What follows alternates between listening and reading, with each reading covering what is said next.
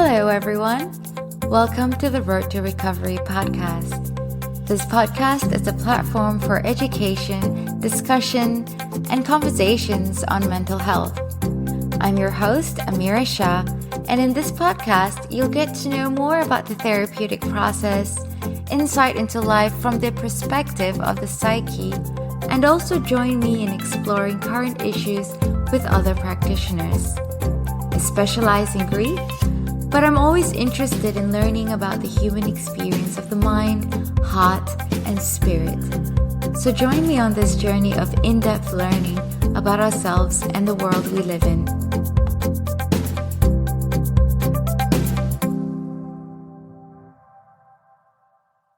Hello, everyone. Welcome to Science of the Soul. Today I have with me Dr. Guillermo Aranda-Mena. He is, on paper, a professor at RMIT University, but at heart, he is an artist, an architect, an author, a teacher, and a traveler. Recently, he just told me that his art has brought him back to connecting with people. So let's learn a little bit more about him, his art, and his work. Hi. Hello, how are you, Amirah? I'm good. Thank you for joining me today. It's great. It's very exciting, something totally new. But yeah, I'm always interested and excited about a little bit of adventure, and this is a bit of a trip in a way. Yeah, Travel. true. Yeah, true. And you just got back from Italy? Yes. So what did you get up to there? Well, I've been going to teach in Italy for about 11 or 12 years now, and so I teach architecture students, which is always great. It's very fulfilling, and I love it, absolutely love it. But since a couple of years ago, I started doing more art work that I exhibit, and is my own work, and it's something that it brought me back to stand on my own feet in many ways, because teaching takes a lot out of you, and you are there for other people. But with the artwork, it's just re-putting ideas and concepts and experiences and views on life, buildings, architecture. I look, when I talk about architecture, is life in itself. And so it brought me back to connecting, yes, with people, friends, community. And so this last trip to Italy is the first time I actually, on top of my teaching, I did an exhibition, and that was really great. Okay, can you tell us a bit about your exhibition? Well, what I've been doing, I always did that since a student in architecture. I travel around with sketchbooks, and I will take notes, and we'll call more like a visual diary, where I do little sketches of buildings or a cafe or a square where people are doing things. So I kind of draw that, and it's a different thing to taking the picture, because when you stay there, even if it's a rough sketch of 3-4 minutes, you already observe more than when you take the picture. And the other thing I do differently to, say, my architecture teachers is that I look at the buildings, but on top of that, I look at the activity, like human interaction and activity. And so it's really, to me, it's a kind of a really interesting way to engage with places that I might never go back, or I've been back a few times and then I notice different things. And a good example of this is when I used to take my RMIT students to walk along Collins or Burke Street and look at some of those nice kind of period buildings. And some of them will say, I walk along here every day, but I've never actually seen this building, like seeing the facade or seeing what's there on the window or something. So this idea of sketching, I think is quite current in not competing with any other medium. Like also, you can be quite conceptual. I mean, you could draw a skyline, for example, of this is a town. I know we're on voice, but I'm depicting a skyline of a town, and then you imagine the town actually is by a lake, and then I draw the lake. So it's just like soil, and it's red or sienna, and then blue cobalt. So you bring a cold image with a warm image, and so you bring a bit of emotion once you paint the sketch. So what I traditionally used to do was to travel around the world with my pen and just take the notes. But more recently, I started engaging with watercolors, and the reason the watercolor is simple. It's just clean and it's portable, and I can open my watercolors on the plane, on the restaurant, cafe, wherever, back at the hotel, whatever. And if you drop something, you can clean it straight away, so doesn't stink. So this is a very portable medium, a tool, or what we call it, a material. So all of this, back to your question, I mean, where do you see it? And if academia these days is so much about publishing and doing research, but quite often I used to find myself presenting to very small group of people at a conference. And yes, they're all the experts on the field, but then I didn't see my work going beyond that. I mean, quite often they say, oh, I influence policy or other things, but art, it was just a very direct way to talk about a lot of issues that we are experiencing today directly with people without having to have, a research paper published or something like that. So the work also helps to kind of break the ice in this way when I'm discussing topics and I have a painting rather than a paper. When I used to show my work as a written paper, it really made a barrier rather than helping me to discuss those issues with someone. So the art really breaks boundaries, breaks a lot of things, so brings people together. So yeah, I'm exploring all these venues. So can you tell us a little bit about you, the person? I know you are a father and a husband as well. I know a little bit about, where you're from, your background, your journey. Can you tell the audience, who is Guillermo and how did he fall into this kind of work? Yes, that's a very interesting question in the sense that I was trying to answer that question myself.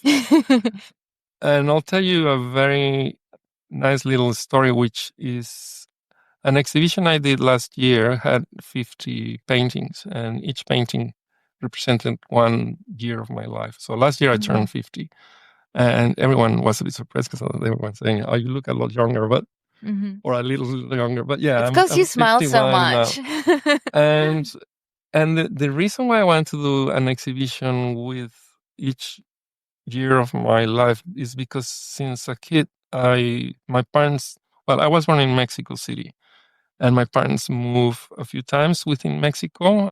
So I grew up in 3 other parts of Mexico. I spent lots of time in Canada, the US, summers, or when I finished architecture, I did my thesis in Spain. So I went to Sevilla, the south of Spain. And since then, my life, for many years was on the go, on moving from one place to another for career, studies, life in itself. So the only way I felt I could be really putting my life back into one place was in that gallery space. So it had a really strong concept of that. So instead of talking about Italy or Denmark, I spent a semester in a small town in Denmark, or I spent 7 years in the UK, or back in Mexico, or in Australia. I live in Newcastle for 1 year in New South Wales. And Oh, wow. so it got to a point where it was very tiring to tell people these questions that you're asking me, and also for me to really kind of picture my life in a more cohesive way. So the paintings were a really great way for me to distill all of that and have it in one space. It was a single space gallery. So that evening when was the opening and also my birthday, I had a lot of friends, and I was able to share my life in that space. So it was a very nice surprise how it worked conceptually, and then they just liked the paintings, kind of the. So I wasn't expecting to sell, but I sold 26. Just 26, you sold half your life. yes, half my life gone in a few hours. But they'll like it. I met one friend this morning by chance, and he said, "Oh, I got the Grand Canyon." Like How I old did were it. you I for the Grand was Canyon? with my dad. I drove from Mexico. I was 16, I think, Okay. 16, 17. And we used to drive from Mexico, sometimes even up to Canada on summers. And so that was one of those memories. I did a driving trip with my dad, and it was the first time I drove the car myself for a part of the trip. So Oh wow. Oh wow. First time yeah, you drove yes, was on yes, the way driving to on the the Grand Canyon. yes, What? yes, that's crazy. Oh, Well, driving on the road on the highway, yes. I knew how to drive before that okay. trip, but that's the first time on a kind of I suppose real scenario, not just around the corner or something That's like amazing. You went from round the corner that. to the Grand Canyon. I The first time yeah. I drove a car when I was learning to drive, it was in Uzbekistan. Mm. It was winter and the car skidded on ice and one tire ended up in the ditch. And I don't know why, but I thought we could lift it out. Mm. A car is very heavy. So Yeah. I could not lift the tire out. I don't know how we got out of it. I can't remember, but so that's my first experience. Yeah, that was a memorable Huge one too. contrast. Yes, but so that experience, the only thing that told me was that I should keep drawing, doing the artwork, Mm. and exhibiting. Yeah. And recently you published a book, which you very kindly gave me a copy, on emotional intelligence, people, workplaces, and well-being. Can you tell me a little bit, or tell us a little Yeah. bit more about that? Because I really enjoyed reading it. I haven't finished it. And you've also gifted me some of your pictures, which live on my fridge right now. Yeah. So when my friends come over, they look at it, they're like, "Oh, did you do this?" I'm like, "No, this person did it because you've signed Oh, it, right?" oh, And they're like, "Oh my gosh, that's so cool." So can you tell us a little bit about that? yes. Well, that book, that's right. It looks at the. I mean, in architecture, we always talk about the space and the mood and people kind of enjoying where they are. But in workplaces, there's always this kind of way to measure the success of the design on surveys, for example, and it's a very limited instrument, and they always go into satisfaction, and that's not the way. If you're going to really do something incredible for a business or for a corporation or a organization or a group of people, what you really want to do is get them to thrive in whatever they're doing. So I know the space is only one factor, but it could be a very important one. And so instead of thinking of space, once again, you can think of what kind of environments you are creating with that physical space. And there's a lot of research that is showing our emotional response through various stimuli, and it can get quite academic in the sense of neuroscience and the Mm. psychology of or behavior and emotion. But the book started from a meeting. I went to a conference in 2017 in Manchester, and I met a friend of mine who happened to be well, he was my supervisor back in the year 1997 when I started my PhD in the UK, and we catch up again, and we talk about this book, and 2 years later we had that precise book. One thing it came up in the discussion really early is that we didn't want to have the typical dry, boring diagrams that most of the academic books have, but have a bit of just kind of playful diagramming and ways to just kind of counterbalance because the book is an academic publication, so it means Mm. that it's got all the data, the referencing, all Mm. that. And yes, they can get dry, but then my ambition was to have something that will be a bit more engaging for Mm. the everyday reader. And I think it could be a lot better in that sense, but that's another probably edition. The irony of the book is that it came out at the end of 2019. So just when I was ready for a book launch, we were all going into working from home, not from Yeah. any office. Yeah. And then I thought, what a disaster! It's like the opposite to what your intention is. So to my surprise, the book picked up as organizations wanted to get back to work. So a couple of years later, especially in a lot of the kind of Western. I mean, we had case studies in one was in Singapore, in Hong Kong. I tried to bring a bit of Asian culture, but really most of the referencing and the work that is in the book will be very related and relevant to Western. And so there are various sides that can improve on this book. It could be the cultural side. All the organizations are also multicultural as well. I mean, this is quite complex the way you look at demographics now in and that profile, even not at a city level but organizational level. So the book could have a second edition, like not even post COVID, to post I don't know 2.0 new work environments. I think what happened since the COVID years is still palpable in lots of organizations in the city, where you get, at least in Melbourne, I talked to a lot of people, and you get the situation where senior managers and directors at that level, they still work a lot from home. And then you get a lot of junior people not being able to engage with not even their peers, sometimes their mentors, because they are not there. And so you got these online meetings on the time, but the accidental chat and discussion that used to happen after a meeting and all that, a lot of that's gone. It's gonna come back, or it'll come back in different ways, but it has, at least with Melbourne, I know it has changed in both public sector and private. They don't want to, certain levels, the commute and all of that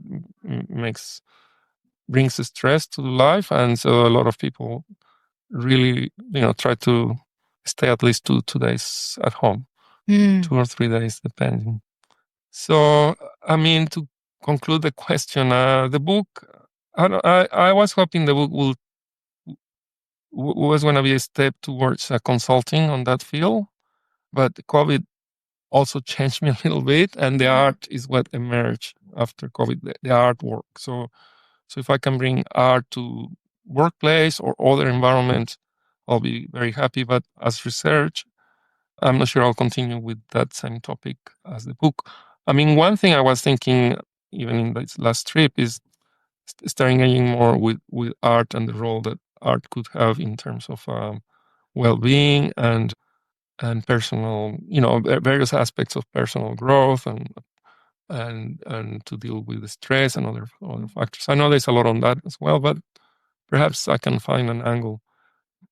The reality with the art for me is that it takes me away from, and I also love computers as well, and all the various gadgets and things. But the thing I want to do is spend time being in a place, like being in a place. If I'm talking to someone, talking to the person, not talking to the phone or looking at the screen, or if I'm just looking at something, being able to observe whether it's a bird or just just a tram or whatever it is, and then draw it. Like this is what brings me back to this idea, nearly like a primitive idea of drawing. Like you could do this on sand or in a cave, or it's like human. And so removing that kind of, for a little time in the day, removing the device as to something that could be just ink and paper and nothing more. I find that very refreshing. It's totally kind of, yeah. Do you think it's had an impact or a change on your mental health, putting pen to paper more often as opposed to gadgets? I mean, a lot of writers, they find writing very relaxing. Say, for example, like the actual physical act of writing with the pen. Writing with the ball pen, and or typing as well, but it's like an intellectual activity, no? So it depends whether you're writing on paper or still doing a word processor. It's still working your brain. What happens when you're drawing, your brain shifts to another mode. So you are thinking, but in a very different way. So it's very, very relaxing. So for mental health, I think people, a lot of people say, "Oh, I don't have the ability to draw," and I say, well, just draw whatever. I mean, you look at any kid, they will never say, I cannot draw. They just draw, and whatever comes out, they're really proud of it. It's like so funny, it's like splash of color, throw it there. That's it. Nothing will happen. Just do it. And so if you were trying to, or you're a natural or not, it doesn't matter. But it really, I find it very relaxing. Yeah. Everyone, Will is here. Will the magician. I only got 2 mics, so just so bear in mind for you guys. This is one of the questions. It's very intriguing obviously with the whole during the COVID times as well, that sort of influenced you towards, going away from devices. And yeah, you're right.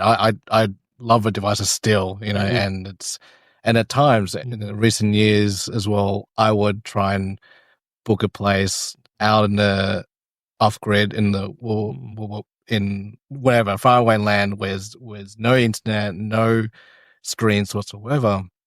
And yeah, it's very easy to forget that, to appreciate those little things that, because it's not really natural for human beings to be looking at screens and whatnot and really have that or it would limit our creativity in that sense.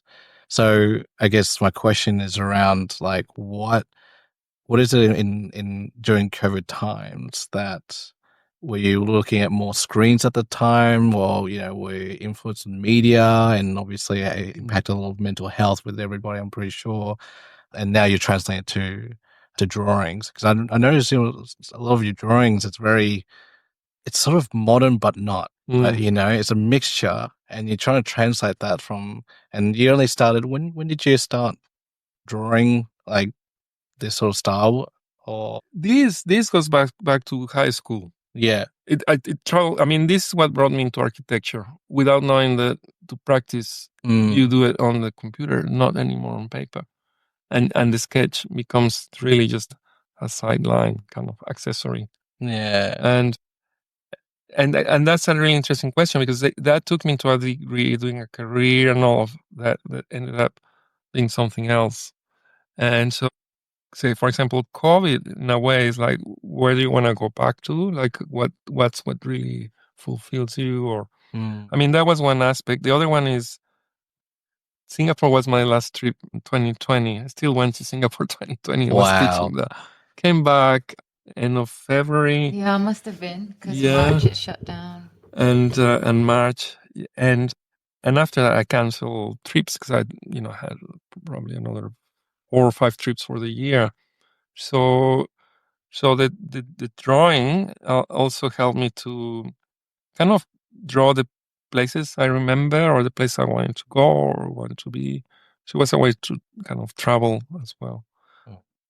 But it's both, because when I like to draw things that I see, and then things that I just imagine, and then other things that are just really conceptual. So, for example, you can use color just to express your emotions. So you don't need to draw anything. You just throw colors, and different colors have different kind of tones, and will say how you feel. But one thing I love about the pen and the ink is that you could be really specific to, like, you can throw lines, like really kind of loose lines, and then you can draw something really, really specific. And it's a way to just highlight that. And then it's really exciting to, this was by mistake. I drew this upside down. I didn't realize all the book is this way, right? And that happened in Singapore last time I was there. I was drawing a Club Street.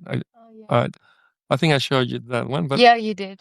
I drew on one side, and then without realizing the other side was upside down when I drew. But then I thought, oh, this is great, because if I'm showing someone one side, then I can just turn flip it it around. over. Flip it. Yeah. But in this one, this is actually correct. This is just the right. Yeah, wow. So this is Collins Street at 5 p.m. But it was inspired on that painting by John Brack, the 5 p.m. in 1955. And what I found, even by chancing with this type of format, the concertina or accordion sketchbook, is that I thought, okay, well, I'll freeze that 1955 and then do the same frame when I moved to Melbourne, which is 2004. And then I move in. And the people that were walking along here, which is the original one, with lawyers and bankers and, the mainly finance people, the two ladies they were typists, and they were known to the artist. So they're actually not. So interesting. They are not anonymous. Some of the people, but they were all white, kind of male, pretty much. When I moved to Melbourne, it was a very mixed kind of demographic already. But what was also interesting is that the CBD was already of mixed use. So what I called it was not just strictly business, but it had residential. So I kind of depict a bit of the roof just to show that had the retail, have the cafes out. So the city life changed. And so the same frontage a few years later was not far from Southern Cross Station. There was the new station, and again change in the city. So this way of drawing is like drawing a timeline of the same spot, which I found fascinating. I mean, you can put all in the signs and but each can also tell a story with a few lines. And so it became that same building totally empty the lockdown and even coming back to the city, everyone with the headphones, so still very isolated. And then I put the future, because that was the theme of that exhibition, the 2033 year, and I left it pretty much open. So instead of windows on the towers, I put the binary code. Yeah. Just, we are going to be quite challenged with AI on many fronts, I think. I mean, that's another topic for another discussion, but I think it's a lot of stuff. But so then, you got a little book with the story there, and you can without words, nothing. That's right. Would it be all right if we showed that book to our listeners in the post of this podcast? I think, just speaking through it is informative, but the visual is it's super powerful. What I see from my perspective is change through times and cultures, and how the space is just being reutilized and reimagined and repurposed in so many different ways from the 50s. So the inspiration from the 50s, was it based on art off Melbourne Collins Street that you've seen, and you've just imported that into your timeline? Yes. I mean, he's a well-known artist in Melbourne, and is one I particularly like because John Brack brought pretty much everyday activities into his paintings. So John Brack. Yes. B-R-A-C-K. Brack. Okay, John Brack. And some other paintings of him will be, someone just driving the car out of the driveway in the suburbs, or a woman just drying and coming out of the shower, or someone at the bar asking for a drink, like really just day-to-day lives. And so I found because sometimes I stop at the gallery on Federation Square, this Ian Potter Center, or Ian Potter Gallery, Ian Potter Center. Ian Potter. Correct. Yes, it's great. It's free, and you get great art from Australian, original art, everything. So it's anyways, this painting is there actually. Oh, really? Yeah. Wow. Yeah, and you can. Ian Potter.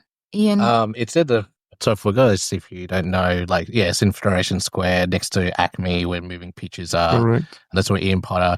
Haven't been there since ages, I think uni days, I think. But so that is actually, wow. Yes. So if you guys want to check it out, it's at Ian Potter right now. In Melbourne. Shameless plug-in from that one. So, but a lot of things are happening at the moment with Acme. But also, I think they have a lot of events around Ian Potter trying to ramp that as a tourist spot for a lot of people as well. So it's really good that people check out that work. Absolutely, yes. Hello, dear listeners.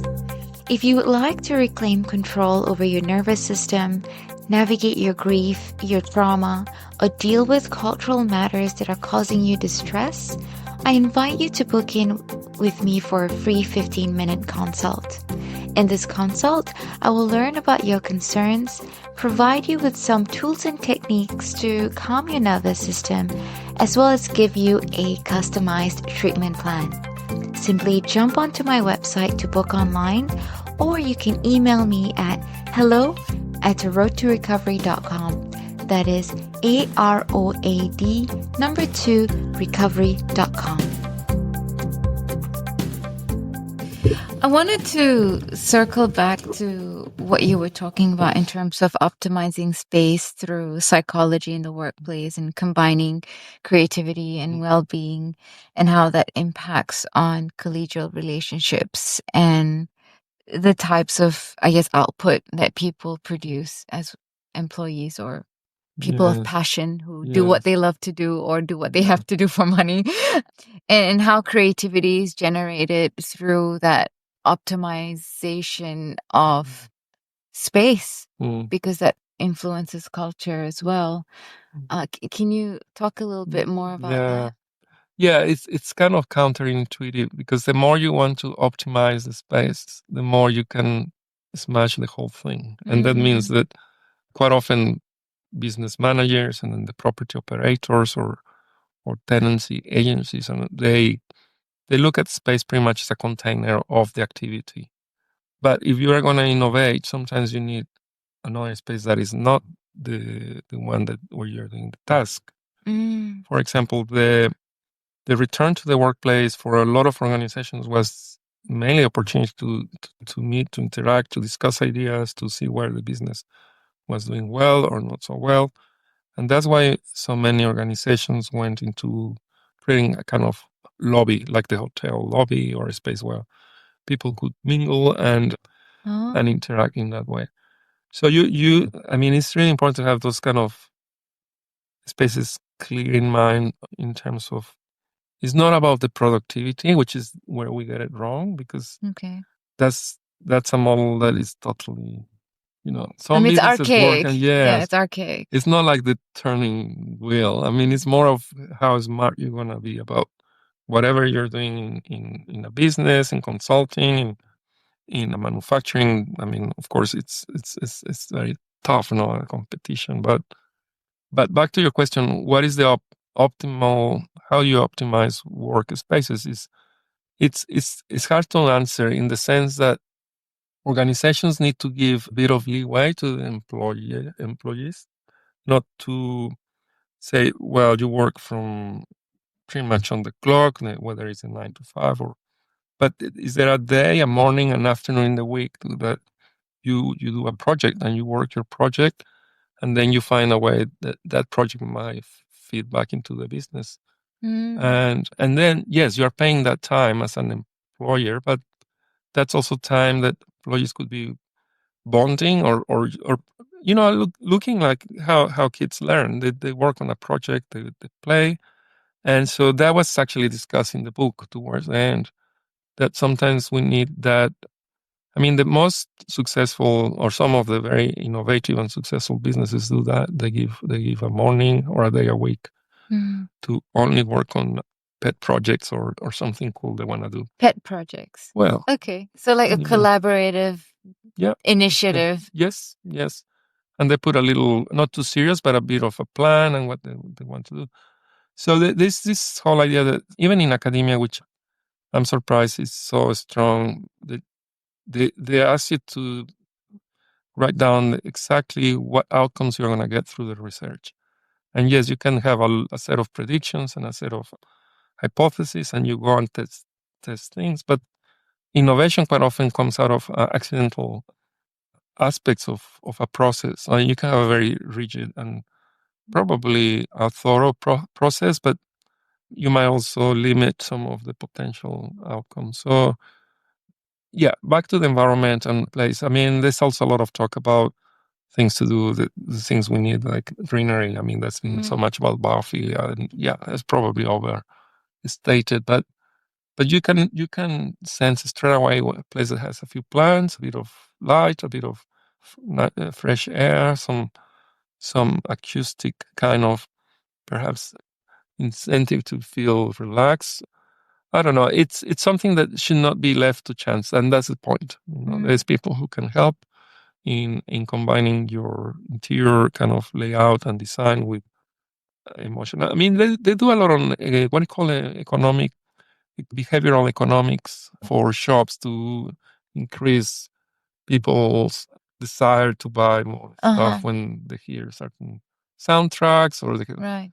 or the height of the shelf with products, and Right. there's a lot of By psychology behavior. Yeah. on behavior, and there could be so much more in other, not just for the shop kind of behavioral of consumer, but for the well-being. I mean, why not? Because in retail, it's pretty much so you spend more money, or yeah. I totally agree with all that because considering with a bit of a retail background as well, we're taking one example. Let's look at Apple for one take. I mean, when I was doing a bit of marketing for them, it was the marketing. It's extraordinary. So you go to any store and they all look very similar. You have the trees, you have the wood, you have the natural elements that make people feel a lot more welcome and thinking they can be there forever. So it's like a Zen moment that they bring in. So that's the marketing there. Why is they want to make the store not just to sell, but even they know that they are selling, but they want people to be immersed in that sort of zone.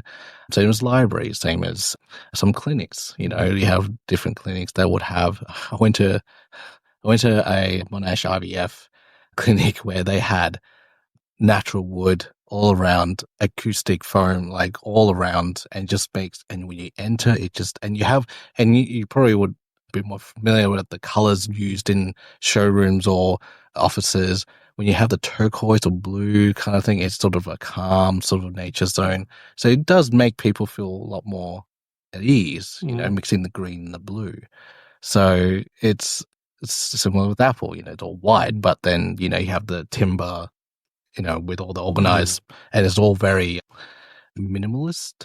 That's the modern kind of trend at the moment. The more minimalist, the more people want to buy because it's clean, it's more focused, it's whereas you go to a gift shop, you have everything everywhere. You get so hi-fi with all the yellow and all the special stickers everywhere. So I can totally see where's that coming from, and it does change the nature of your behavior and how you feel when you enter a room. So, which is very interesting, right? It just kind of makes you feel more. You wanted to pay more for the price. But you're paying for the experience. It's the consumer journey. That's right. Exactly. And that's where the shift in marketing, the psychology behind it, it's shifting rapidly with that, because I know that it's all about the experience, not just about the product. It's the personal experience when they have the product. Even the packaging. Everything's an experience, like you said. Yeah. I mean, I got a PC recently because, Apple's just way too expensive right now. And I've always had Apple. So this was my first PC since, I don't know, it's 20 years old maybe. Yeah. And I was really looking forward to unpacking it. And I was just sorely disappointed. It was just a box. There was nothing to it. And I'm like, oh, okay, but that's okay. The machine works. Yeah, but it was the experience that Apple offers. We're not doing product placement here. No. There's no plugging for Apple. They got too much money now. Yeah, but it's so interesting as organizations. They market their in many cases their business through their buildings. When you look at the brochure or the website, or it's they put everyone with the biggest smiles, but a lot of it is the environment they are working in, and that's and even universities. I mean, they compete so much with attracting really good architects to design the striking buildings, because that's what the students look at when they're online or working. So it's already something also for the marketing of the place, of the organization. But yes, one of the things with, just to finish that point, because it's so interesting how you put it as what is the you said the optimum or the optimizing the space. I always give the example of height. For example, you could be in a space with like here, we could be with a ceiling just over our heads and we'll fit perfectly. But will you feel the same? Probably not.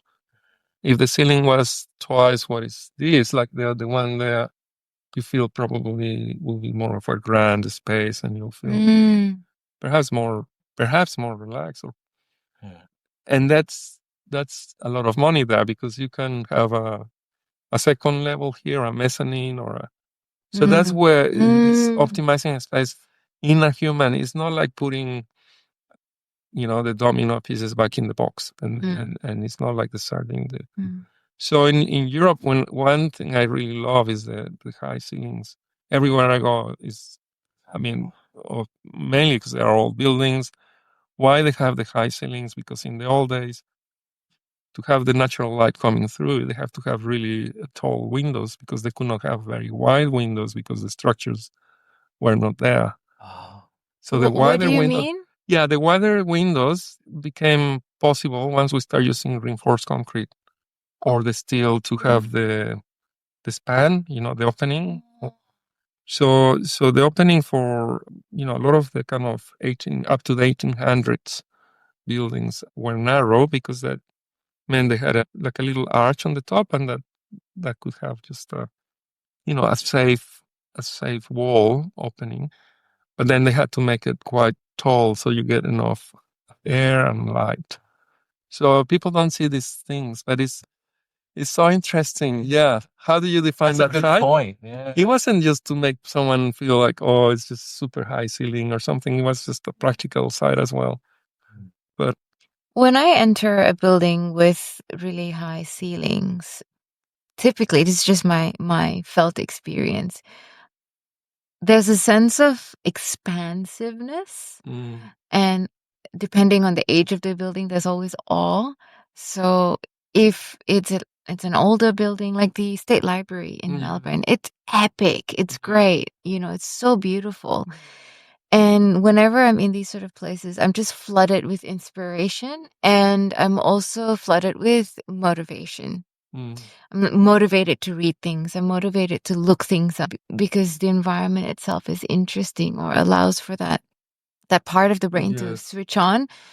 And recently I had a session with my business coach, and we were talking about marketing and something to do with how to communicate my services. Okay. And I kept saying that, I don't want to pigeonhole myself. I don't want to pigeonhole myself. And she's like, you've said that word a few times now. Where is that sitting in you? And, I paused and I thought about it, and I'm like, oh, well, when I'm thinking about a pigeonhole, I'm thinking that it is in my forehead, like a cuckoo clock. I think I've told this to you, right? Like popping out, like woohoo, woohoo, woohoo, like a little trapped bud in my head. And then she was like, well, where does that take you? Or what does that remind you of? And I said, it reminds me of Singapore, because I grew up in Singapore for a large part of my life. We lived in flats with very low ceilings. So, it's not super low, not like the Shire in Hobbitland, but, not that tall. And, we work in grids. We work in offices that are squares. Singapore is very, very... You're showing me a picture of boxes. Yeah, it's pretty much as my life has been like that. School is in a box, home is in a box, everything's in a box. You go to IKEA, everything's all boxed up, because you can only buy IKEA products because there's space optimized. Absolutely. And then you go to work, it's in a box. So everything is in cubicles and boxes. And one of the reasons why I moved to Australia, I wanted to move here, is because of the vastness and the expansiveness, and just like the fact that I feel I can breathe and experience. However, my mindset hadn't shifted. My desire and my vision and my experiences to an extent has shifted, but my mindset hasn't shifted from that box, that, structured parameters, do not color outside, do not look past the periphery type of, mindset. So when I went to Europe first few times, I was just in awe with all the architecture and the spaces, because I think also the height of build ceilings, or just being able to look up and out even in indoor spaces, just also it has a really humbling aspect to it. Like there is, you're not, like it kind of crushes your ego a little bit, because you're like, wow, look at these things, look at these spaces, look at the people that must have created. Like, what were they like? So, yeah. But when you talked about your book, I was just really inspired. Yes, and it's so much. I mean, these are only things that. I mean, every environment will have its own type of Influence. buildings, influences, and also the result of economic activity and prosperity and all of the. I mean, a lot of those kind of colonial European. I mean, there were also countries were invading, half of the world, and were super wealthy, and now they are struggling, some of them, to kind of keep their own buildings, their own cities well maintained and current with the services. There is nothing more difficult to do in sustainability than upgrading old buildings. Really? Yeah, because just imagine, I mean, those beautiful stained glass windows, it's so lovely. But then in environmental kind of building science called thermal breach, where you have the temperature outside reaching just through across inside, because you have the lead, which is the metal, and then you got the single glaze, and then you get sometimes what they call air is not airtight. So through the frame you get air gaps, and so to have buildings that are all to perform to today's, let's say, thermal acoustic is okay, but mainly thermal standards is really difficult, because it means that you kind of need to deal with a really fragile structure, and if you want to make it double glaze or something else, well, you're gonna kind of destroy it too. So it's very, very tough. Okay, yeah. If you had to create the perfect workspace for you, completely subjective question, what would it look like? I mean, I know it has to look playful. For me, it has to look nearly like a kid's, that kind of playfulness, with materials, color, various types of tables and benches, and also this idea that collaboration is important, but no, sometimes you need a quiet space to do your work, and that's what the whole thing on open plan went totally out of whack, is because some people, well, they're called introverts for a reason. They need quiet space, a nice quiet desk to be their best, and not some crazy shouting in the background. And that's where we got all wrong, because sometimes that's where the good things come up. So everyone is like all, putting these spaces for collaboration, but it's pretty much to put more people in one space. So my ideal space will have this mix of colors, materials, and a little bit of solitude as well, perhaps an internal courtyard or garden, or that's wishful thinking, as you said, but That sounds nice. but it will be. I mean, that's so important too.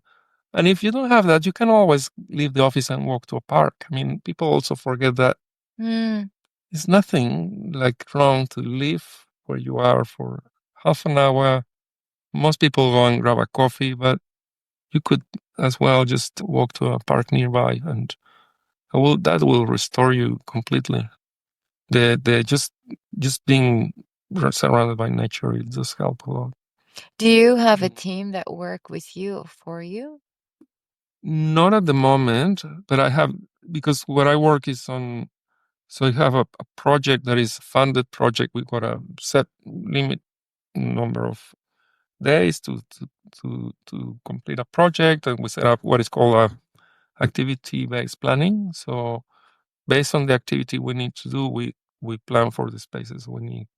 So if you have a team of 4 or 5 researchers or editor or someone with other kind of skill, but how you plan for the project, so it's based on that you organize the space. And a lot of organizations are moving to this AWP, activity-based planning, ABP.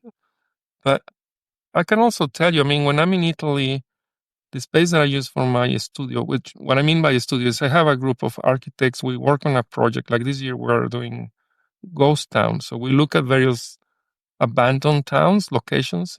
Some are in Italy, but there's one in Turkey. We're looking at one in Crete, in Greece. They're pretty much abandoned locations, and so we're looking at how to restore the buildings, but bring economy, activities, and pretty much bring life to these ghost towns. Mm. The place where we work these projects is a 500-year-old hospital ward. Cool. That is just a space that is great because it's got a lot of light. It's beautiful. The streets around there are all river kind of round stone. So it's Like cobblestone? but they're little kind of round stones from the river. Oh, wow.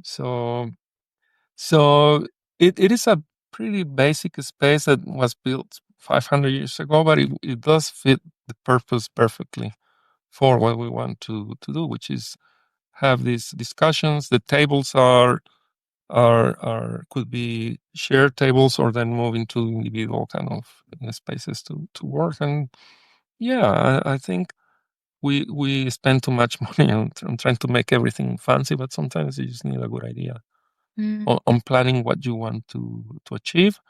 And that's what is called activity-based planning. What is the one before is activity-based work, So it's more like planning for what you want to do, and then the rest follows. So rather than creating the structure in a fantastic sort of way and then fitting in the idea within the structure, is the other way around. Okay. I've got a question about that's so interesting. But in Melbourne, as you can tell, that sometimes, I don't know, the historical buildings that you're building from, or if you're knocking the hospital down or something. But like in Melbourne, they're trying to. We've got a lot of historical buildings that we're trying to, for example, like Melbourne Central. You have the historic building that's in the middle, underneath the tower. Tower. Yeah. So they're trying to retain that as much. Yes. Because I have a friend who's trying to maintain that, and he's like 68 or something like that. He's a grubby old man going around and saying, "Don't renovate around there because we need to save that, and we have to go through all these approvals for it to change things." So I don't know whether you were to, because I know there's a lot of old buildings and whatnot, would they have any sort of historical events sort of happen, and would you sort of retain some of that to build new buildings? Or there are a lot of, this with heritage, this it's like a Pandora box. You get all levels of protection. Sometimes too much protection also is a problem, because then it limits what you can do with a building. So not much protection, then they can even demolish it. And we've seen that a lot in Melbourne.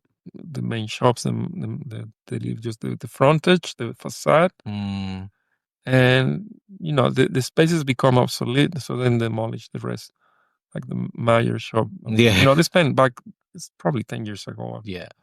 $10 million just on the framing to keep the facade there while they were demolishing the rest of the building. Building. And there's an crazy amount of money just to have a fake kind of thing, because although the facade is the authentic original one, the rest is nothing to do with it.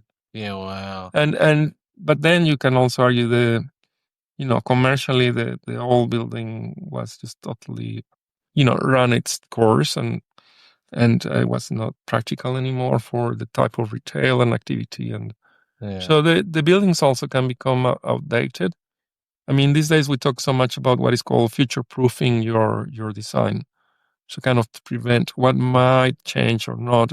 These days is a lot more around the smarts and the building systems, sensors and all of that. So you design something that works well today, in 5 years, in 10 years. How far can you go into the future to see and predict?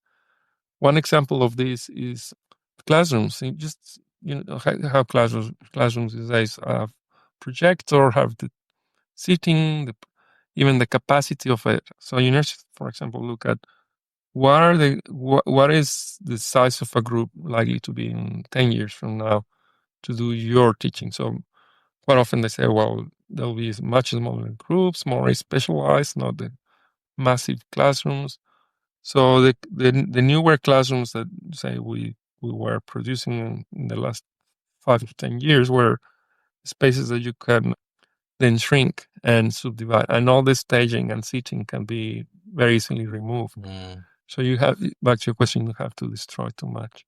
But if you're talking about like really old brick heritage, and it's always a challenge. Like the really exciting projects that I've seen in recent years could be like a museum built in what it used to be a warehouse of Docklands warehouse, and really beautiful spaces, kind of back to this grand and really accommodate a whole new use. And it's kind of this adaptive reuse is a technical term.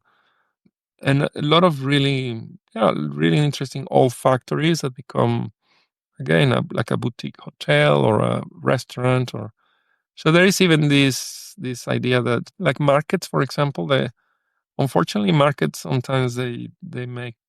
Because I went into a couple that when I lived years back in Milan, I lived near a little market, and this last time when I was in Italy, I walked through that little market, and the actual wet market is gone. Still, the building is there, and it has eateries. So they did kind of a canteen kind of thing. Oh, right. So you can still go and eat, but no one is selling fresh products. It's just kind of a.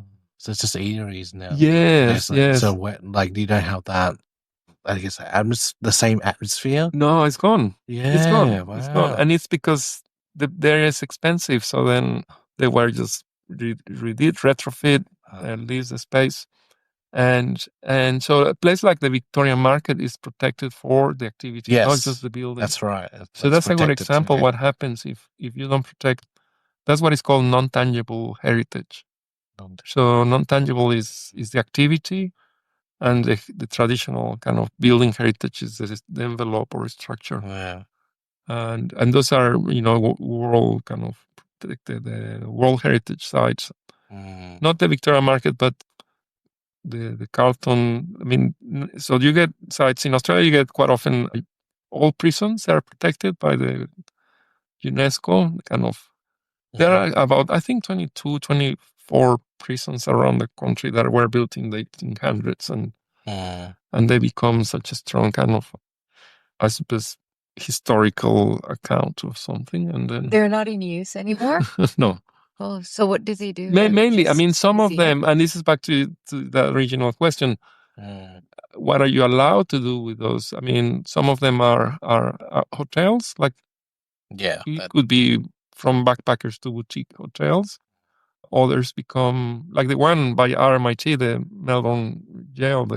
That's a very visited, popular touristy. Still there, yeah. It's still there, and it's got queues of people going just to go and see. Yeah, it's still open, Melbourne. Yes, the Melbourne Old Jail. That's correct. So I don't know. Oh, you haven't been? You gotta go there. We'll meet.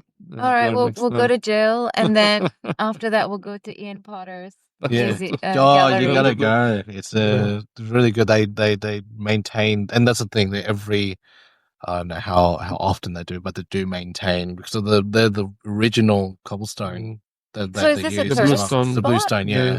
Is it like a tourist spot, like a museum? It's you can go there, do your ghost tours and all that over there, and because of Ned Kelly and all that. Correct.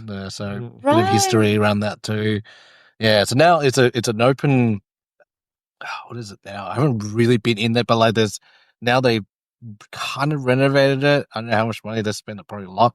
But now there's like a sitting like area where you can sort of chill. It's like grass area and all that. So yeah, you can actually just have it's Have a little picnic. it's like a community Well, area. Yeah. We'll show you next time. Oh, Yes. we'll bring our sketchbook. That's right. That's absolutely. Yeah, it's a sketchbook worthy environment, probably. I'm curious, when you guys were talking about heritage and, what to hold on to, what to reinforce, what to demolish, and what's worth holding on to. How does that impact or shape the culture or the population in terms of, like, you've seen things, evolve. Interesting. So Yeah, it's so what are your interesting. thoughts? Oh, there's so much going on with this. Well, you know what's called the post-colonial era. So heritage quite often was, around those institutional buildings, the State Library of Victoria, the kind of Greek temples, pretty much. And everyone, don't touch anything because The Holy and this Grail, is yeah. and this is what the past told us is. I mean, the symbol of the State Library of solidity and permanence, and you were talking about the interior, and that's I totally agree with you. But sometimes the exterior of heritage it's just by the younger generation seen as someone else's work in someone in another time, and it's really hard to engage younger people with that kind of historical heritage or building typologies, and not everywhere. I mean, if you look at, say, Singapore is incredible. There's just so little of it left that doesn't matter which age group, they all go there, take the photos. But places that have a lot of it, say I'm talking back to Italy, could be a bit Australia with English, or kind of English heritage, architecture, and to some extent Italian housing in Melbourne, for example. But in Italy, like a lot of Italians are like, no, I just want to break away from so much history in every bit that you look at that becomes so, in a way, nearly oppressive. Yeah, so it's kind of like tightening you correct. from creating your own Yeah, and quite culture often and it's your own correct, your expression. own Yeah. generation, And your own also culture. Yeah. with Australia being super transcultural now, like, is there going to Absolutely. be space and opportunity for what Australia is now to emerge visually or tangible way in terms of the structures that Well, I'll tell you a story, a short one. There is a little theater in St Kilda called the National Theatre, which is the corner of Barclay and what is it, Fitzroy? And this little theater needs money to kind of keep up to even simple things like their painting and maintaining. And so I put my students to work on this project to rethink the theater, not just the facade, because it really needed some new facade panels and treatment, which they are doing now. But a couple of years ago, we were looking at the four kind of sides of the building, redoing some of the interior, and the younger students, they were kind of putting their own stamp on it. And if we had those projects trying to get a planning approval, it wouldn't go through because of the heritage side as well.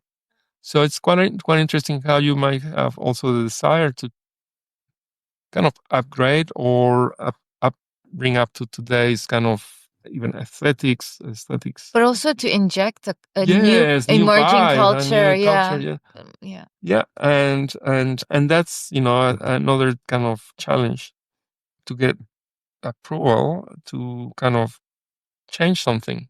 So it's really, really, really interesting. So what happens quite often I think the best projects is where they are not shy about it. Like they kind of, one example that's probably that is one that people can picture is that pyramid, the glass pyramid inside the Louvre in Paris, which was a breakthrough because no one expects to have a glass pyramid in the middle of probably the most kind of culturally charged building. And MIP, an architect from Chinese background in the heart of Paris, won that competition and really changed perceptions around lots of things, but Wow.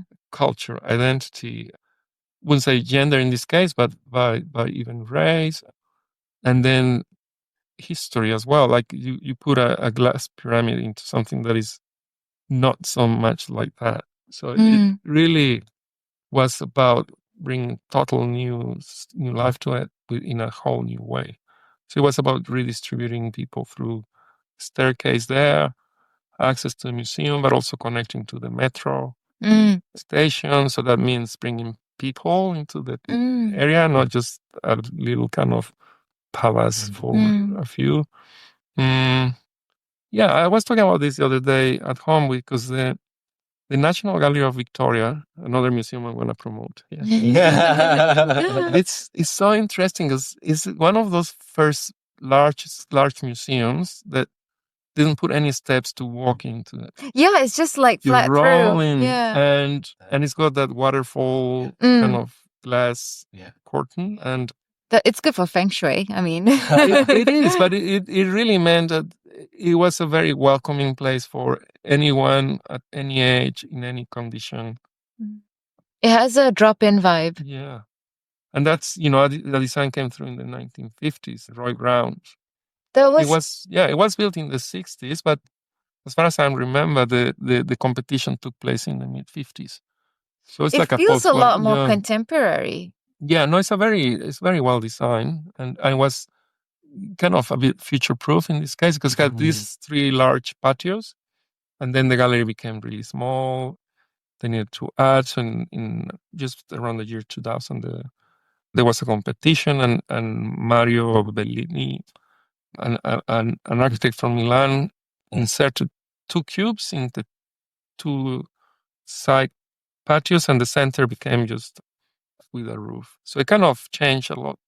But as you said, it was just designed with this idea of blue stone, a very safe place for the arts. The windows are only the roof windows, so it's zenithal light. Back then also as well. I mean, some museums wouldn't even think the natural light can damage the painting, but they left all that. But that's only in the middle, right? The other the adjacent spaces are all covered in roof. Yeah. It's kind of interesting. I haven't been for a very long time actually. Now to go and visit and see what if there's any change. Probably not much has changed, but I've had a thought of you kind of wonder, and you probably know it, but there's a lot of philosophy behind thinking around the timeless creation or the architectural design of it. So I kind of wonder what the philosophy around that, or how, because obviously they don't know what's going to happen in many years in the future, but like how, what's the, you kind of wonder what's the creative process around creating that kind of design to be so timeless. I mean, Roy Grounds was a hardcore modernist architect, and what that meant is moving away from ornamentation and a lot of kind of little details in buildings. The modernists were really about these bold, simple but efficient, spaces and buildings. And Roy Grounds had this idea of actually an Italian fortress, and very kind of simple in shape. So four sides, and then the three patios inside, and then you walk around through. And then, the idea of blue stone, because it was Melbourne. And so with a design like that, you kind of leave you're actually leaving the scaffolding pretty much, rather than a whole finished product. It's a finished building and all of that, but it really, it can travel with time, as you said. It can be a bit of that kind of permanent. And I think that's when you get great architecture, when you place something in a place, in a location. You place something in a location, and when you look at it, you say, "Oh, that's been there for like a long time," and perhaps not. Perhaps it's just been put there. But if it sits nicely, and contributes to the area, that's when. Hey everyone! As you might know, my work often centers around grief and trauma. I'm excited to share 2 resources that I've developed to help in these areas. First, my children's book titled The Truck Family is designed to help kids navigate grief in a meaningful way. Many of us were not taught about grief and loss as kids, but let's allow our young ones these days to explore it in a supportive way. It's available as an ebook, a soft copy, and an audiobook. You can find it on my website at aroadtorecovery.com. That is AROAD2recovery.com. The second resource is the Culturally Informed Trauma Workbook. It's a practical tool for both individuals and practitioners alike, filled with interactive materials to support ongoing healing. You can also find this on my website or on gumroad.com. That is GUMROAD.com. I hope these resources can provide the support and guidance you're looking for. If you want more information about them, please check out the respective podcast episodes on them. Now, let's get back to our show.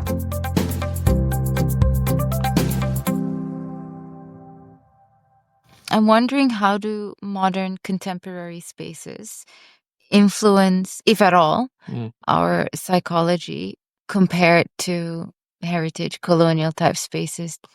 Yeah, this is a good. I mean, there's no answer to this, but in your, yeah, no, because there's been a opinion. lot of discussion on this and a lot of criticism as well.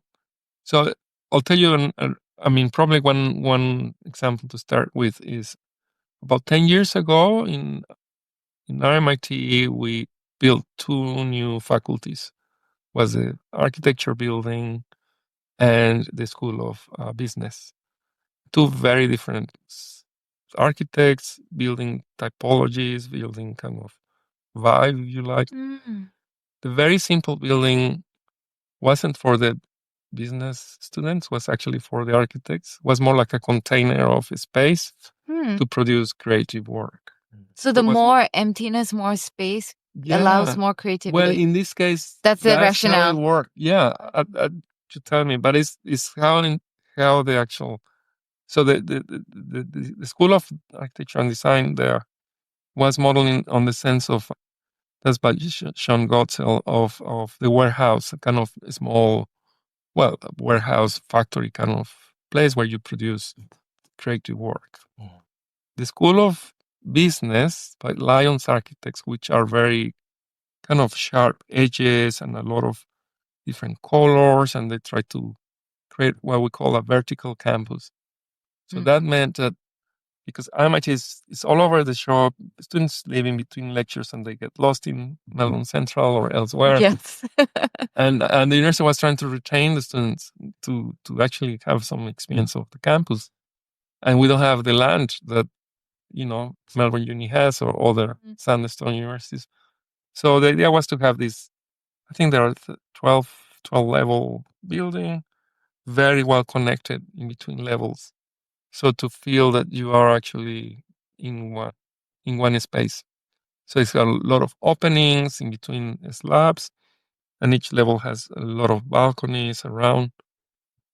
But the main thing that, to me, it was, back to your question, it's a very non-uniform kind of nearly crazy interior, which has no corridors. Instead of having straight corridors, there are classrooms clustering around like spaces where people, like distributors.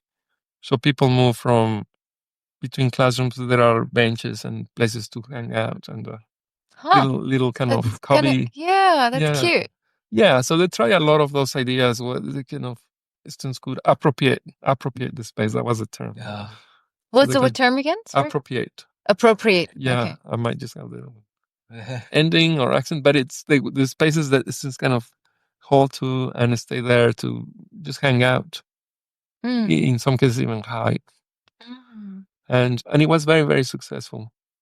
But the very interesting personal experience is that I invited. I had a lecture in that Faculty of Business on a Saturday morning with a master class. They're all property students and pretty much on kind of property and finance and not really architecture, but I was trying to get them into the architecture side. So I invited a really good architect from Melbourne, Wood Marsh. They do interesting work, to talk to my students.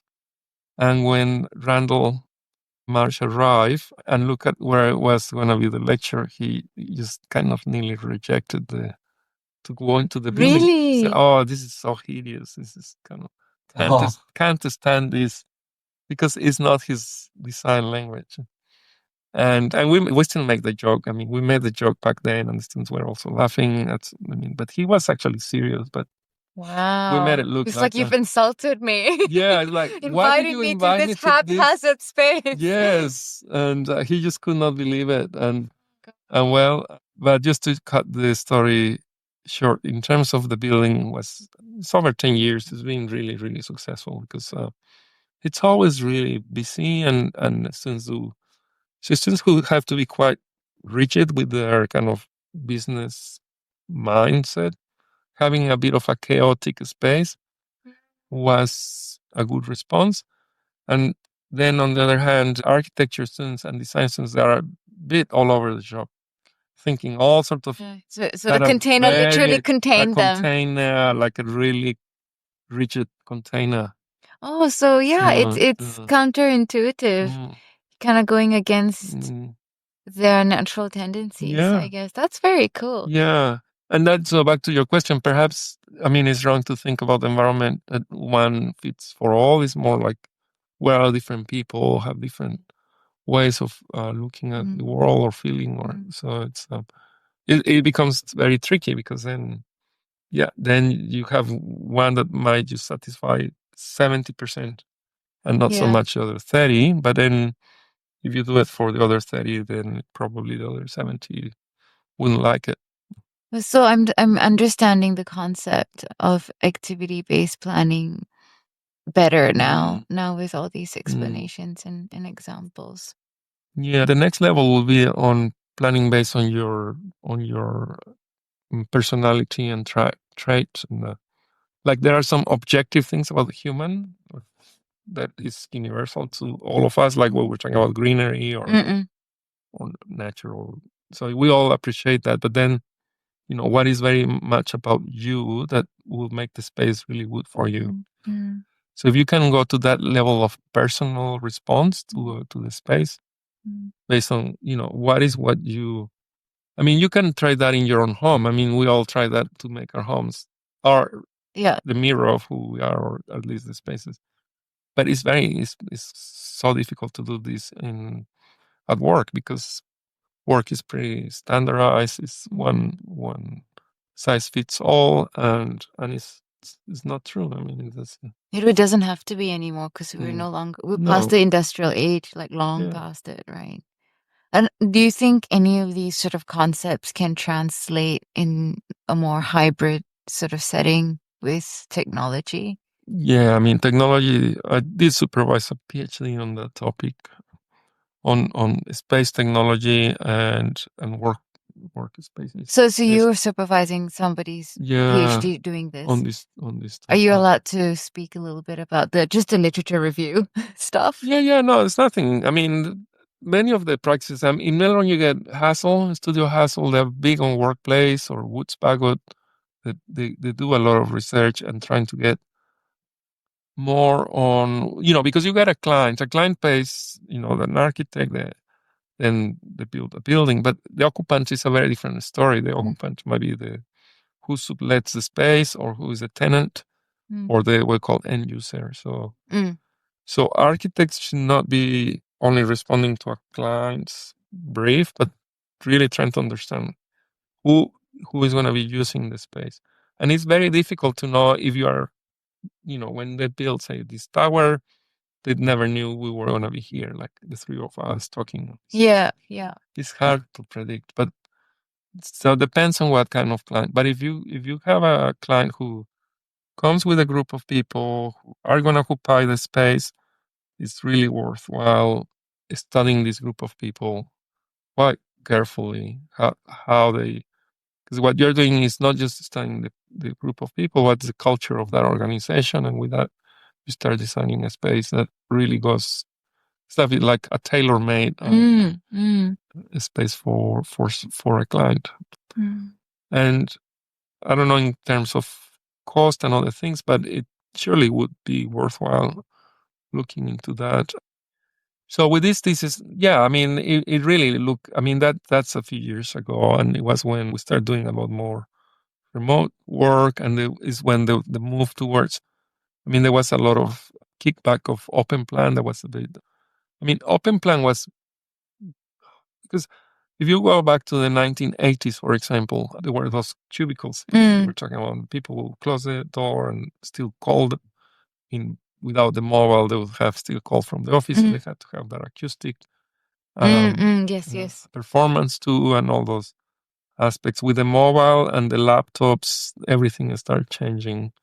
With sense of mobility, you could just find the desk or point in the desk where you work for the day, and then take all your things. The hot desking. The hot desking that came out in the 90s. So it came out in the 90s. I thought it was more recent. Okay. No, hot desking really, I mean, with or without laptop, was already there in the 90s. Okay. And you know, hot desking is called hot desking because the seat is still hot from the previous person. Oh. Yeah. Yeah. That's so true. And that story goes back to the submarines that submarines. That you know, when so someone who is, you know, soldiers were called the Marines that taking a submarine. Some are asleep and the others are navigating, and then they shift. So when they go to bed, it's still hot. And right, because someone else was there. Okay, and then they cannot swap. And so that's what called, I think was called, I don't know what the name, but hot bedding. Hot bedding. But that's hot desking. Oh my god. Well, you know, in a submarine, you're in the cold waters. Maybe you appreciate a hotbed to get into. That, you know, that to look your soldier. Okay, you just got to deal with it. Oh, okay, that's interesting. And one other thing that I put in my book was that called IKEA effect, which is being so much discussed. You know, back to your point on marketing and big, but the IKEA effect is where doesn't matter. Say, for example, a plant. You know, this is your office, and then your boss or your colleague arrives with a plant and says, "This is yours. You look after it, and make sure it's beautiful." And then you slowly kind of, you know, find out how often you need to water, and then and then you kind of engage with the place because there's some plant that is there, and or it could be that, you know, they, you know, back to the architects going with the organization, and they bring the organization on board and their ideas on board, and they start responding to them. I mean, there is a term called participatory design, and there is this kind of debate. You know, if you're not a professional designer, should you be having a go? And some say yes, why not? I mean, if you are the one who's going to be working here, well, tell us what do you want, and then the architects will kind of find, okay, this is how much we can go for that. Could be on a one-to-one basis. There's kind of mass customizing, or just kind of filtering through workshops. And participatory design could be also known in other cases as just engagement kind of processes of being people's desires. So there was one more building, you know, I talk about those two in RMIT, the Design Hub and the Swanson Academic Building for business. The last one wasn't a new building, was a major upgrade of a really old kind of 1980, really horrible buildings that everyone was ready to demolish. And the university say, well, it will be too bad for the environment to demolish because you throw so much, you know? So how much would it be to renovate or to upgrade or reuse, adaptive reuse? And it was the same or even a little bit more to keep the buildings than demolishing and building from new. But the university decided to keep the old buildings and redo all those interiors, and it became really successful because it had a really strong process of asking the students what they wanted for the and this is the participatory. Yes. What was the term? Design. But how is that linked to the IKEA effect? Well, participatory design is another level. The IKEA effect is that you give, your employees a board, or they can build their own chair, or design the Oh, chair and that's what build you're it, referring to. Got or it. just the plant. So you kind of do something. So you take some ownership. But in participatory design, you really respond to the end users, not the clients, the end users or the occupants, Wow. what they want. And unfortunately, in RMIT, that it went so far that, of course, the students didn't think about labs or offices for staff or other things, and they got rid of those. So they didn't even incorporate They anything. relocate a lot of that to another campus. What they relocated Labs for engineering, a lot of offices, and wait. even, So they took on the end user's design fully, and then shafted everyone out. That's funny. yeah, That's funny. I mean, the last news about this, and it's extreme. I was with friends from Sweden who came to see me in Italy when I was in Italy a few days ago. So one of them, he was talking did a presentation to all my students, and towards his conclusion or end of talk, he chose a group of school kids doing paper models. And guess what? These kids were designing the town hall for the town, the government office.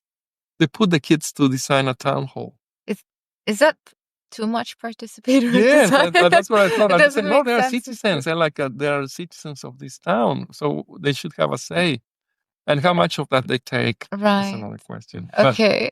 But it was like serious because they, you could see all the models and the. Maybe it's a psychological experiment. Maybe it's a it was way an for experiment, letting the young people feel like they have, but also a say when they grow up. They're like, oh, look, I designed this. But probably can't remember what they drew. Yeah. I don't know. Right. I don't know. They just fear for the future, But to the core of the whole exercise was to say that young people, I mean, even if they are considered as underage or children, they're also kind of people, like citizens of a place, and why they should not have a say on how a town hall should be. So it's kind of extreme. I know. I mean, That's what do I'm they know what this. a town hall is? If they're 6 years old, I don't know. Maybe there's a lot of education that we don't know about. It might be the other way around, that by designing you learn what it should be then. But yeah.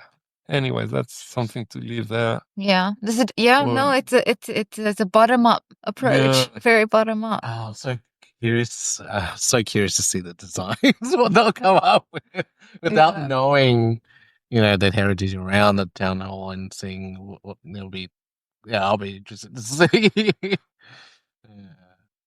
I have one last question, if you will indulge me.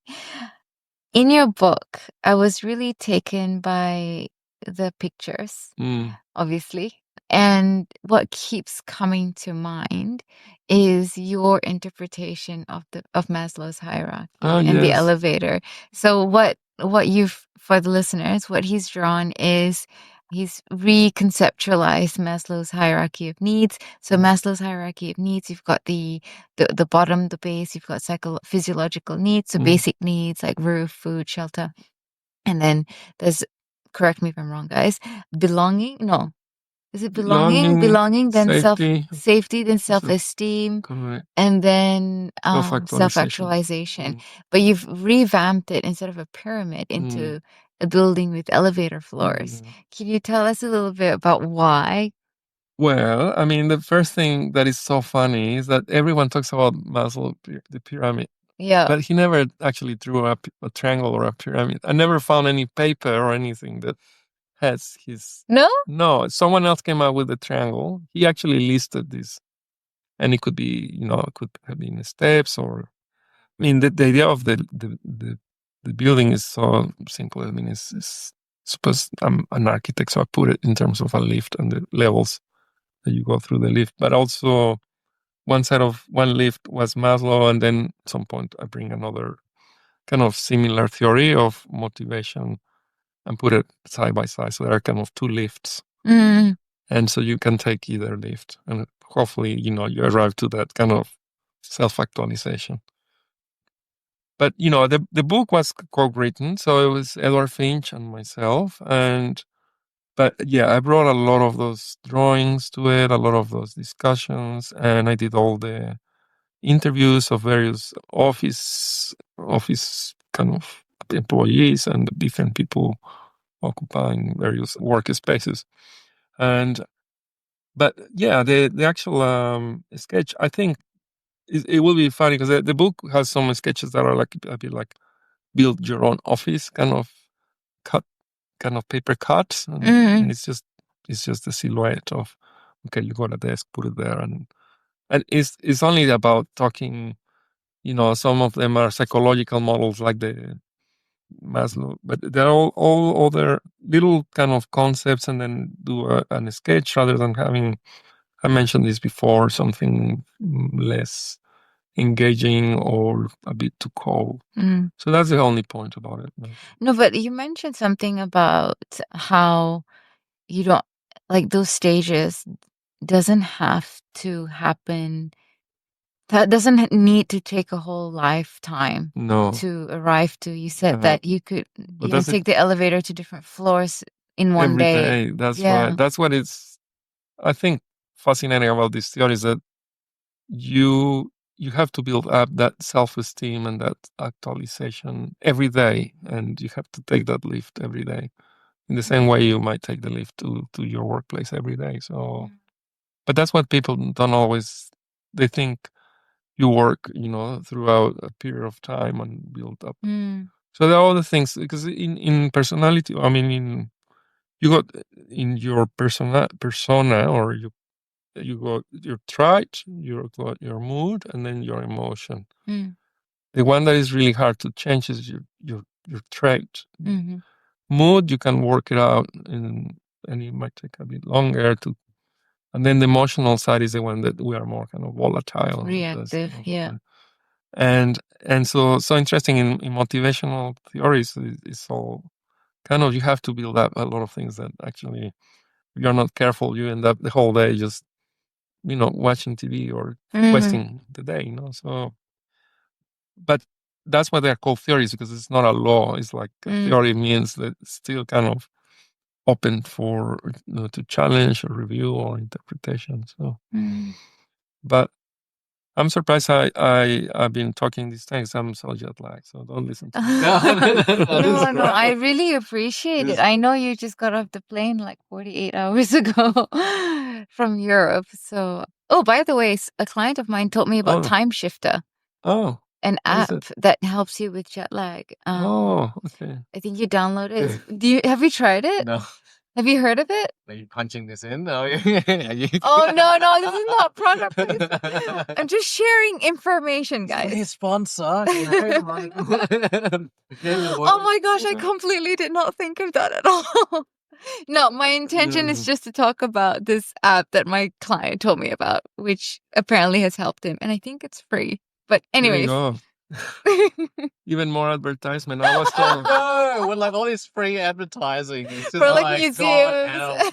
I'll leave it quite generic. Apple. The best way is to deal with jet lag is to fly in business class at least. Yeah. Because there you you go. sleep, you stretch your legs, and I must say, I mean, I'm successful, but all I get is the exit seat these days. But what I was, they said, well, if you sleep well, then you can. Formula One drivers, they have no chance to think about jet lag, or some of those tennis, the Australian Open, the arriving, they just kind of have to really get on top of it. Humans. Yeah. I don't know. I don't know how they deal with the sleep and everything, because everything's so, like, they're so trained in that kind of habit. Maybe it's all the adrenaline. Can you recognize this? Is this you on a motorbike? Oh, this is me on a motorbike. Oh my gosh, are you serious? Yeah. This is the picture. This is why you asked me to send you photos. So this is, he sketched, this is the first ride I did on my Ducati when I first got it. And he asked me to send some photos, and this is the sketch. This is so cool. Yeah, I was really happy. I'll post it. I was so happy that I rode around for the first time. I made a mistake first because it was red. It was red, yes. Yes. So then it became yellow, and I didn't have yellow with me. Oh. So I had to come up with a mix of highlighter and Oh brown. my gosh, that's great. So it kind of worked. That's so cool. So I have to kind of be a bit. I'm gonna post this with the original photo because I know which one it is. And yeah, thank you. Oh, this is awesome. I'm gonna find a tiny little frame for it. That's so cool. Just make sure you follow the Instagram as well. It's probably you're going to be posting that. Yeah. I know where you're going to be Instagram posting and it. Yeah. Facebook. Just a question, because I know that you've also had a showcase recently as well. Will you be doing any more? Yeah, a lot. I mean, it's not. No pressure. No pressure. I want to do one exhibition a year, so once a year. Oh, perfect. So I did this last May, and it could be early next year. I don't have to wait for May next year, but I'll let you guys know. Yeah. And a lot of friends asked me to do it in Melbourne CBD because I did St Kilda, Port Melbourne. So I'm getting closer to the CBD. Yeah, wow. A lot of people, friends, other people at work or find just coming here a little more central. Yeah. So if any suggestions, but yeah, I'm looking for a nice gallery in Melbourne CBD. Another option that I will probably do in the future anyways, I like to also go to the country, like regional Victoria, and go to small town. And so either way or both, I'll let you guys know. Yeah, that'd be great. And then if you were to sort of punch in the words, where could they sort of follow, where they can sort of, how they get the information of your next showcase? Yeah, well, I haven't gone commercial with the whole That's all right. art work, but I have an Instagram called Guillermo Sketch altogether. Guillermo Sketch. Can you And spell that? GUILLERMO. That's Guillermo. And sketch is just a sketch. SKETCH. Yeah. And I'll tag you anyways when I post this. Yeah, and there I post little things. I mean, I might post some of the it's just stuff that. Is it for me to keep? Yes, that's for you. I'm so happy about it. I'm not sure I do any justice to your figure, but I mean, I have a leg, I have an arm, a head.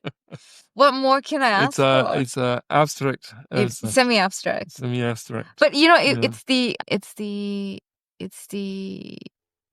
posture, the position that screams that moment. I just, it's just screaming back to me. For our listeners, do you have any advice or any words around, how they can influence their well-being through the spaces that they expose themselves to? You. I mean, it's so interesting. If we're in built-up cities, and we just forget that nature can be just around the corner, and even if you don't have to spend any money on anything. So sometimes it's having a little bit of love and care for the space. Have a friend to help you if you don't think you are, a designer or interior or any, but don't leave it as it is. I mean, make it back to. So funny when I travel, because I travel a lot. These days I put a couple of my own paintings in the hotel room. Oh. Yeah, without no, it's not making hole or anything, on top of something or just leaning on top of the bed, And I come back in the evening and I walk into the room. It feels my space. It's like, it's a hotel room. I'm not the first. I won't be the last. But at that moment, it's my space. It's really nice. And I did it initially because I was painting, and then I put some to dry, and then it was just by accident that I came back one evening, and then I thought, oh, this is cool.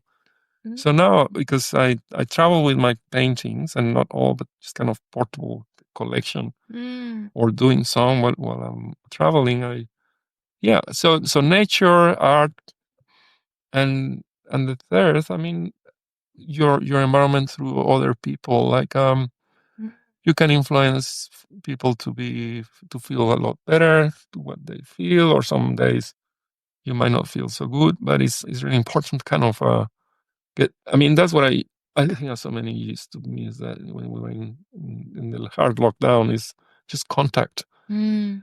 And then we too quickly forget all of that, how important and precious could it be, because now we got so much of it as you're, getting through, whether it's driving or public transport or any ways. But it's just mainly like I'm about to start to read a book called Atomic Habits. Oh, that one. Have you heard of? Yeah. I've heard of it. I've read parts of it. Oh, okay. It's, yeah. But the main thing is that got its you have habits that just improve your life. So stick to a few of them.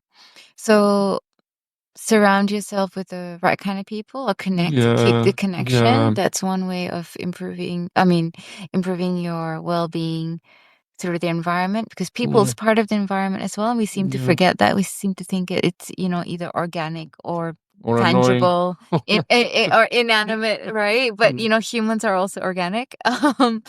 And then nature, and the other thing that you said is art. Yeah. It's art. Yeah, with art, it could be just be creative in the way. It doesn't need to be a drawing. With art, could be something. I had a friend who had this little wooden figure, and will take this figure with him wherever he went traveling. Oh. And when he came back from a big trip or something, he'll place the figure on his desk. Huh. And it reminded him of his trip. It wasn't a picture, but it was just this little travel companion. And so you never know what art can just be creative in ways that you haven't been. So art in an abstract sense, not could also be, specific. Yeah. Yeah. Well, I think this is a good place to stop. Thank you very much for your time, Will, Guillermo. I'm so sorry you have that jet lag. No, but it's great. I really appreciate you talking to us. Right. I've learned so much about Melbourne in terms of, structures and jails and universities. Thank you. Yeah. Thank you very much. Thanks, Amirah and Will. And we haven't seen each other for 10 years. A decade. So, Incredible. Yeah, we met for the first time in 10 years. I'm going to take credit because I made that happen. She made that happen. Rightly so. Take all the credit, 100%. But it's really lovely to spend the time as well and catch up and really follow on with your journey of going through from before COVID and post-COVID and how it translates everything as well. So go check out his Instagram. It's mind-blowing with his creation. Thank you so much, everyone. Thank you.